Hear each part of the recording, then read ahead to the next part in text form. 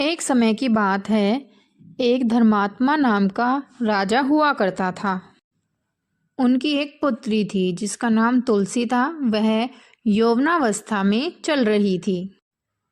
एक बार विवाह की इच्छा रखकर तुलसी तीर्थ यात्रा पर निकल पड़ी। तुलसी ने कई जगहों की यात्रा की।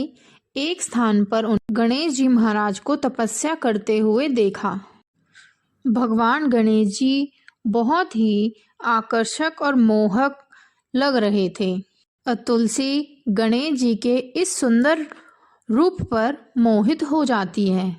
अब तुलसी अपने विवाह का समाचार उनके समक्ष रखती है और गणेश जी महाराज की तपस्या को भंग कर देती है। अब गणेश जी महाराज ने स्वयं को ब्रह्मचारी बताते हुए तुलसी के विवाह के प्रस्ताव को ठुकरा दिया। अब तुलसी को गणेश जी महाराज की यह बातें सुनकर बहुत दुख होता है। उन्होंने उसका विवाह प्रस्ताव ठुकरा दिया।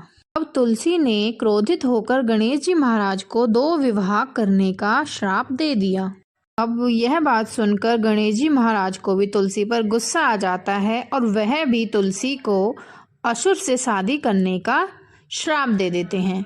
बाद में तुलसी को अपनी भूल का एहसास होता है और वह गणेश जी महाराज से क्षमा मांगती है।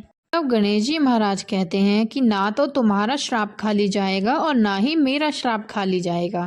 गणेश जी महाराज कहते हैं कि मेरा विवाह रिद्धि और सिद्धि के साथ होगा और तुम्हारा विवाह असुर जलंधर के साथ होगा, लेकिन अंत में तुम भगवान श्री कृष्ण और विष्णु भगवान की प्रिय बनोगी। और यह भी कहा कि तुलसी तुम्हें कलयुग में भगवान विष्णु के साथ तुलसी के पौधे के रूप में पूजा जाएगा, तुम्हारा पूजन होगा, लेकिन साथ ही मेरी पूजा में तुम्हारा प्रयोग नहीं किया जाएगा। इस प्रकार तुलसी माता ने गणेश जी महाराज को और गणेश जी महाराज ने तुलसी माता को श्राप दिया। इसी कारणवश गणेश जी महाराज की पूजा में कभी भी तुलसी का प्रयोग नहीं किया जाता और ना ही गणेश जी के साथ तुलसी का पूजन किया जाता है। युग में भी आज के समय तुलसी माता का उपयोग भगवान विष्णु और श्री कृष्ण के लिए किया जाता है। तो दोस्तों, कहानी अच्छी लगी हो तो कमेंट्स में श्री गणेशाय नमः जरूर लिखें और वीडियो को लाइक और ज़्यादा से ज़्यादा शेयर करें। चैनल को सब्सक्राइब करें।